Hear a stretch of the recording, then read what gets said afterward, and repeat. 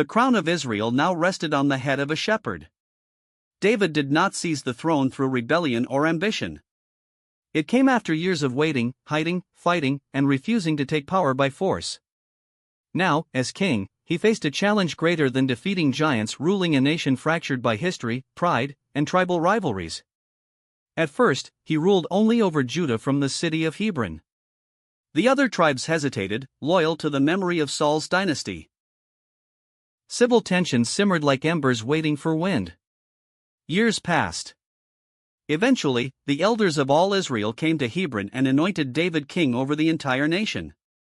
Unity, long elusive, was finally achieved.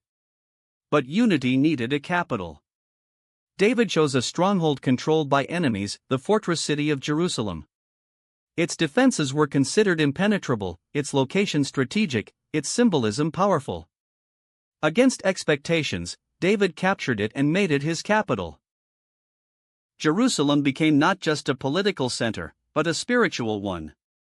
Soon after, David brought the sacred Ark of the Covenant into the city. As the procession moved forward with music, dancing, and celebration, the king himself danced with unrestrained joy, not as a monarch protecting dignity, but as a worshipper overwhelmed by gratitude. Israel had a warrior king, poet king, shepherd king, a man both fierce and tender. Under David's leadership, enemies were pushed back. Borders expanded. Trade flourished. The nation experienced prosperity unlike anything before. Songs composed by David spread through the land, expressing praise, fear, sorrow, hope, the full range of human emotion directed toward God. Yet success often plants the seeds of downfall. One evening, instead of leading his army in battle, David remained in the palace. From his rooftop he saw a woman bathing, beautiful, unaware, vulnerable. Her name was Bathsheba. Desire overpowered wisdom. David summoned her. A secret encounter became a pregnancy. Panic led to manipulation. When her husband Uriah, a loyal soldier, returned from the battlefield, David attempted to conceal the truth. Uriah's integrity ruined the plan. He refused comfort while his comrades suffered in war. So David arranged something darker. Uriah was placed in the front lines where fighting was fiercest, then abandoned. He died as a casualty, but the true cause was betrayal. The king had committed adultery, deception, and murder. All hidden behind royal authority. For a time, it seemed he had succeeded. Then a prophet arrived. Nathan told a story about a rich man stealing a poor man's only lamb. David burned with outrage, declaring the offender worthy of punishment. Nathan's words cut like lightning. "You are the man." Guilt shattered David's defenses. Unlike Saul, he did not justify himself. He confessed, broken and remorseful. Forgiveness came, but consequences remained.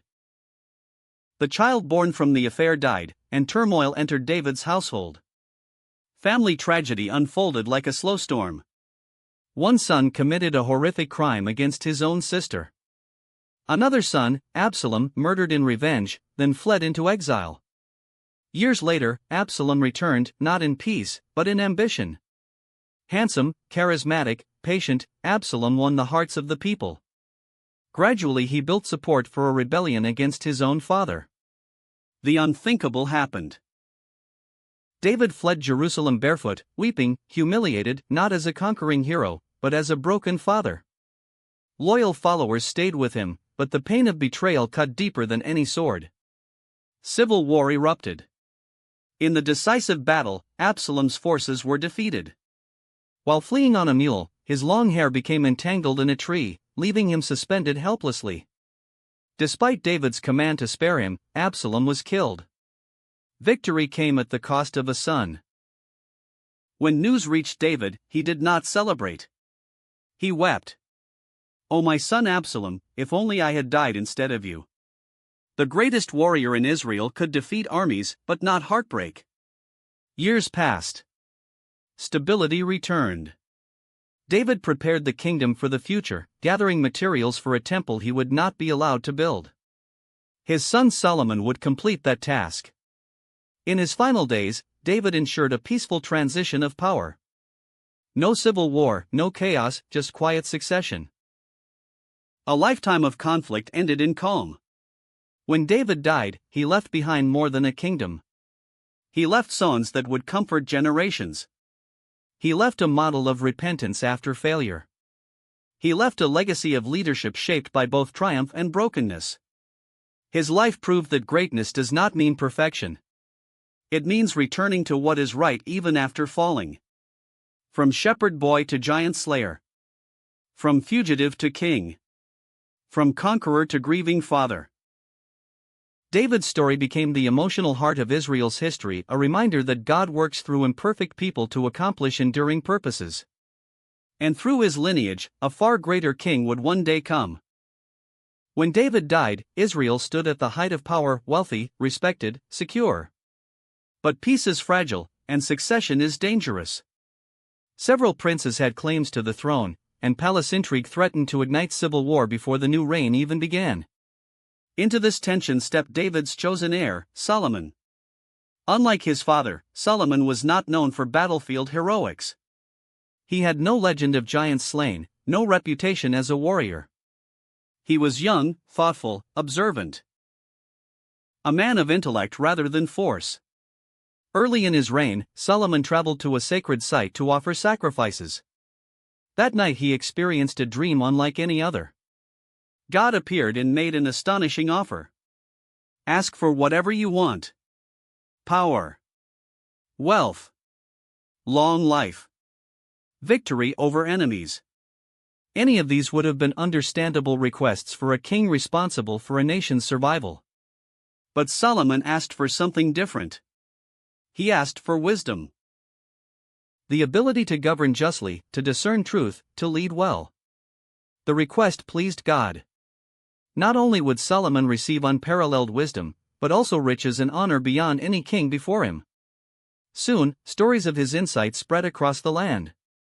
2 women came before him, both claiming to be the mother of the same infant. With no witnesses, no evidence, the case seemed impossible.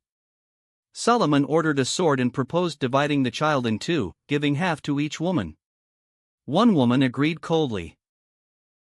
The other cried out, begging the king to give the baby to her rival rather than harm him. Solomon immediately recognized the true mother. Love revealed what testimony could not. The people were astonished. Under Solomon's rule, Israel entered its golden age.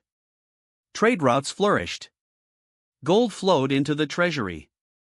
Palaces, fortresses, and administrative centers rose across the land. Jerusalem became a hub of culture, commerce, and diplomacy. But Solomon's greatest project was the temple. For generations, the sacred ark had resided in tents or temporary structures. Now Solomon built a permanent sanctuary, magnificent, intricate, overwhelming in beauty. Cedar from distant forests, gold overlaying walls, carved cherubim, bronze pillars towering at the entrance.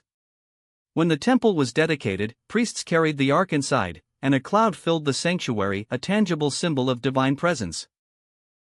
The nation gathered in awe as Solomon prayed a long, heartfelt prayer for guidance, mercy, and faithfulness. It seemed like the perfect culmination of Israel's story, promise fulfilled, peace established, worship centralized. Leaders from distant lands came to witness Solomon's greatness. Among them was Queen of Sheba, who traveled with a grand caravan to test his wisdom. After hearing his answers and seeing the splendor of his kingdom, she declared that the reports had not captured even half of his greatness. Solomon's fame spread across the known world. Yet greatness carries hidden dangers. Political alliances often required marriage, and Solomon married many foreign princesses, hundreds of wives and concubines. Each brought her own culture, traditions, and gods. Over time, these influences eroded the king's spiritual foundation. Temples to foreign deities appeared on hills surrounding Jerusalem. The king who built the temple to honor God now tolerated, even supported, worship of other gods. Wisdom did not guarantee obedience. Comfort dulled vigilance. Wealth insulated him from consequences. The passionate devotion of youth faded into compromise. God warned that this divided loyalty would fracture the kingdom. Though judgment would not come fully during Solomon's lifetime, the seeds of division had been planted. Toward the end of his reign, cracks appeared. Heavy taxes burdened the people. Forced labor fueled resentment. Beneath the glittering surface, dissatisfaction simmered. When Solomon died after 40 years on the throne, Israel stood rich but fragile, magnificent yet spiritually weakened. His son would inherit not only the crown, but the consequences. Solomon's life became a paradox. The wisest king who made foolish choices. The builder of God's temple who allowed idols to rise. The ruler of a golden age whose actions ensured it would not last. His story warns that intelligence is not the same as faithfulness, that success can conceal decline, and that the greatest threats often come not from enemies, but from within. The United Kingdom had reached its peak. Now it would begin to split. And once divided, it would never fully recover. After the death of Solomon, the United Kingdom of Israel did not collapse in a single moment. It fractured like glass under pressure, breaking along lines that had been forming for years. The northern tribes rejected Solomon's son, Rehoboam, after he refused to lighten the heavy burdens imposed by his father. Instead, he answered with arrogance. "My father disciplined you with whips, I will discipline you with scorpions." Those words ignited rebellion. 10 tribes broke away, forming a separate kingdom in the north under Jeroboam. From that moment on, the once unified nation became 2 rival states. Israel in the north. Judah in the south. Civil war simmered constantly. Borders shifted. Alliances formed and dissolved. The spiritual unity that once defined the nation vanished. The northern kingdom quickly descended into instability. Kings rose through assassination and rebellion rather than rightful succession. Idolatry spread openly, encouraged by rulers who feared that true worship might draw people back to Jerusalem in the south. God sent prophets to warn them, voices crying out against injustice, corruption, and spiritual betrayal. Among the most powerful was Elijah. He confronted kings without fear, challenged false prophets on Mount Carmel, and called down fire from heaven to prove that truth cannot be manufactured by political power. For a moment, the people recognized reality. But moments do not always become movements. After Elijah came Elisha, performing miracles among ordinary people, healing the sick, multiplying food, raising the dead. Compassion flowed alongside judgment, as if heaven itself were pleading for the nation to turn back. Still, corruption deepened. Eventually, the rising empire of Assyria swept down like a storm. Its armies were ruthless, efficient, unstoppable. City after city fell. The capital, Samaria, was besieged until starvation and despair consumed its defenders. When the city finally collapsed, the northern kingdom ceased to exist. Survivors were deported across the empire, scattered among foreign lands, their identity dissolving into history. The 10 tribes became known as the Lost Tribes, their fate uncertain, their homeland repopulated by foreigners. Judah, in the south, witnessed this catastrophe, a warning written in smoke and blood. For a time, they avoided the same fate. Some kings pursued reform, restoring proper worship and justice. But the cycle of decline returned. Idolatry, exploitation of the poor, and political intrigue eroded the nation from within.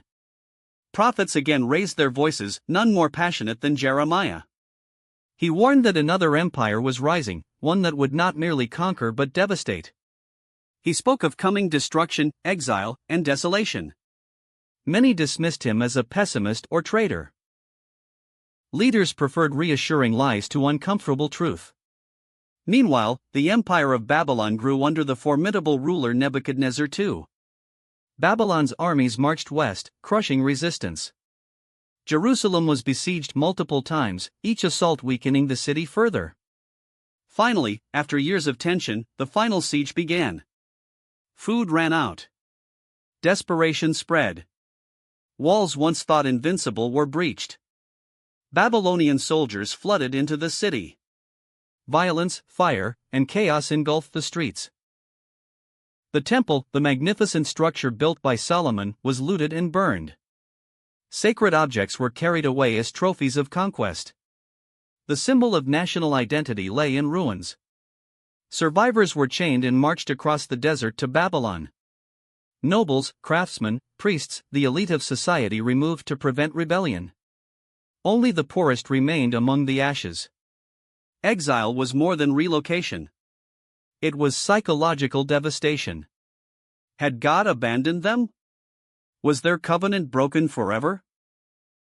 Could faith survive without land, temple, or independence?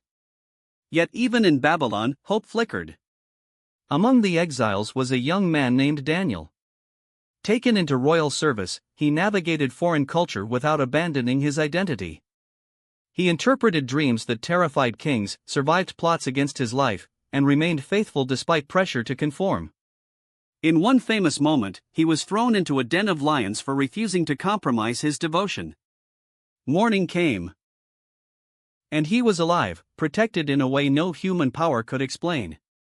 His survival became a testimony that exile was not abandonment. Other prophets spoke of restoration. Ezekiel described visions of dry bones coming back to life, a nation resurrected from apparent extinction. The message was clear: destruction was not the final chapter.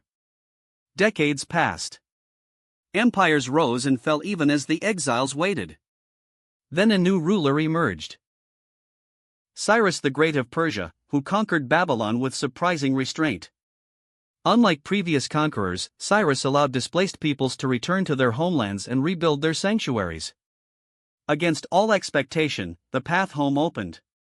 Groups of exiles began the long journey back to Jerusalem not as conquerors, but as survivors returning to ruins. The city walls were broken, fields neglected, buildings reduced to rubble. Yet they rebuilt. Stone by stone. Prayer by prayer. Hope by hope. The temple would rise again, smaller, humbler, but alive. The nation would never regain the glory of Solomon's era, but it would regain something more enduring: resilience. The exile changed Israel forever. They learned that faith is not confined to geography. That identity can survive displacement. That discipline can lead to renewal. The fall of the kingdoms was not merely punishment, it was transformation through suffering. From that point forward, Israel would exist not as a dominant empire, but as a people defined by covenant, memory, and hope. And centuries later, from this humbled nation, a new story would begin, one not centered on kings or armies, but on a child born in obscurity who would change history itself. For 70 long years, the people of Judah lived far from home. Their songs had faded into memories. Their sacred city lay in ruins.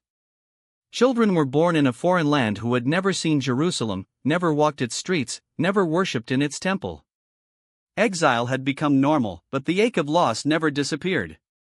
Then history shifted. A new empire rose, led by Cyrus the Great. Unlike conquerors before him, Cyrus ruled with calculated tolerance. He believed stability came not from crushing identities, but from restoring them. Soon after conquering Babylon, he issued a remarkable decree: displaced peoples could return to their homelands and rebuild their sanctuaries. For the Jews in exile, it sounded almost unbelievable. After decades of captivity, the road home was open. Not everyone left.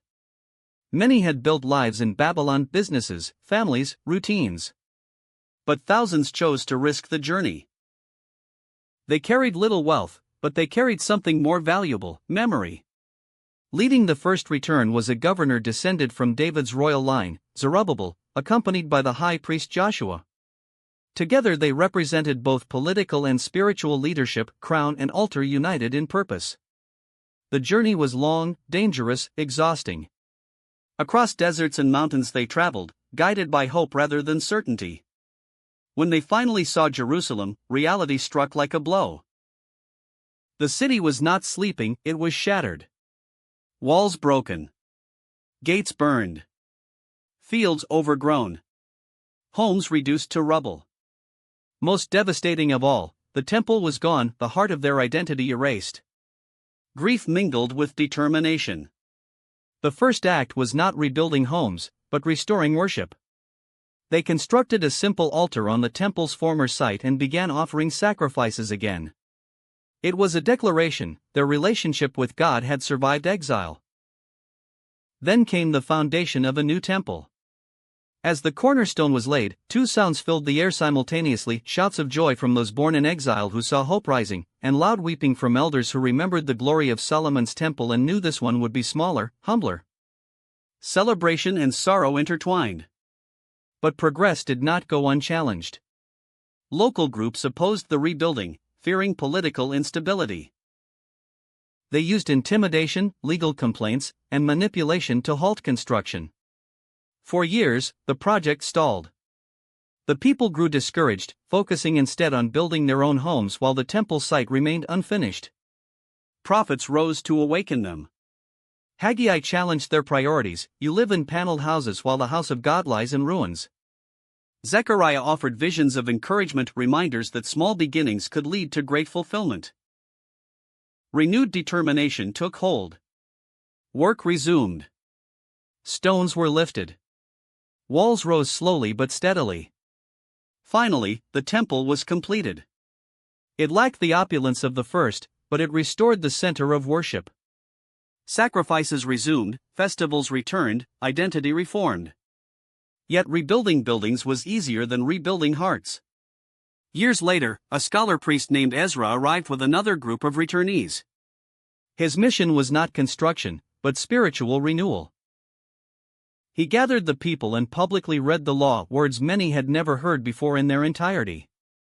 As the meaning became clear, the crowd wept. They recognized how far they had drifted, how deeply exile had reshaped them. But Ezra urged them not to remain in despair.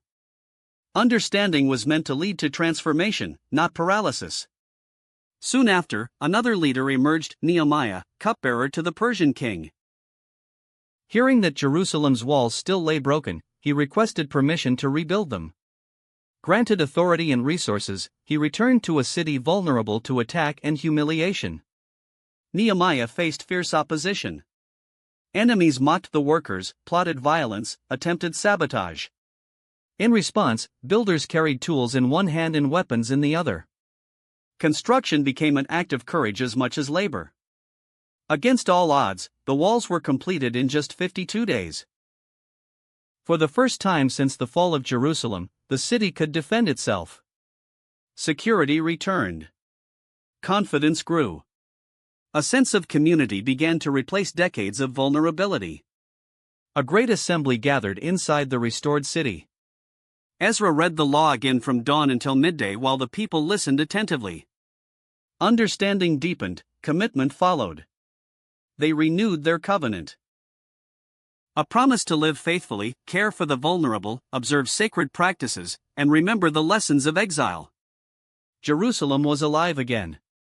Not as a dominant empire, not as a glittering capital of conquest, but as a resilient community shaped by suffering and restoration. The return from exile taught them profound truths. That identity can survive displacement.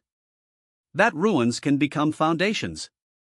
That faith can endure even when institutions collapse. They were no longer the powerful kingdom of David and Solomon. They were something different, a people anchored in memory, law, and hope rather than military might. Centuries of waiting lay ahead. Empires would continue to rise and fall over them: Persia, Greece, Rome.